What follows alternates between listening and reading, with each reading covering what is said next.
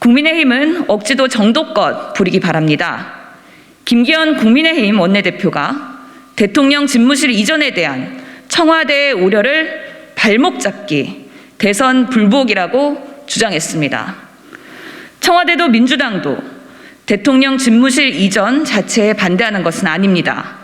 왜 안보 공백과 국정 혼란이 예견됨에도 불구하고 이렇게 졸속적이고 일방적으로 밀어붙이느냐고 우려를 제기하는 것입니다.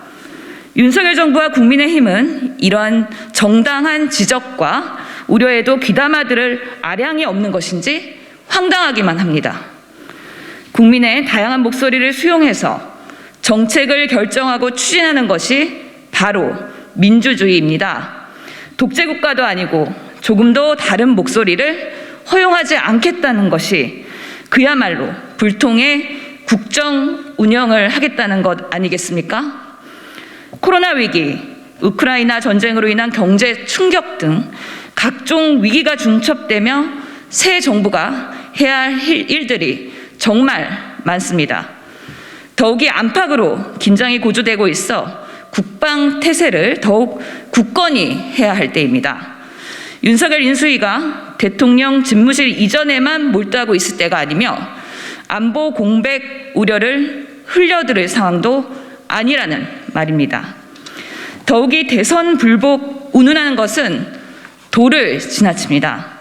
새 대통령이 임명되기까지 국가 안보에 대한 책임은 현 정부에 있습니다.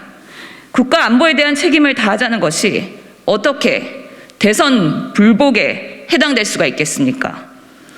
불통과 졸속으로 점철된 집무실 이전에 대한 지적에 변명할 말이 없으면 없다고 쿨하게 시인하십시오.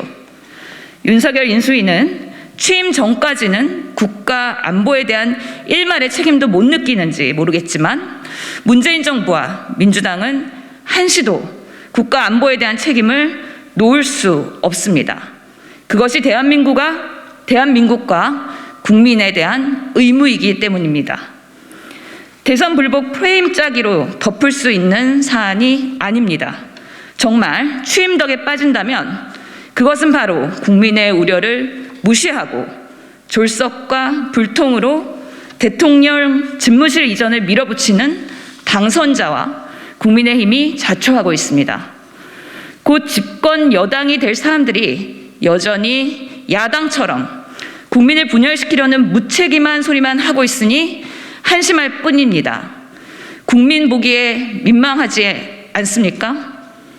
국민의힘은 자기적인 프레임을 짜지 말고 예비 여당으로서의 국민의 삶을 살피고 더 나은 내일을 만들기 위해 책임 있는 자세를 보여주시길 바랍니다. 이상입니다.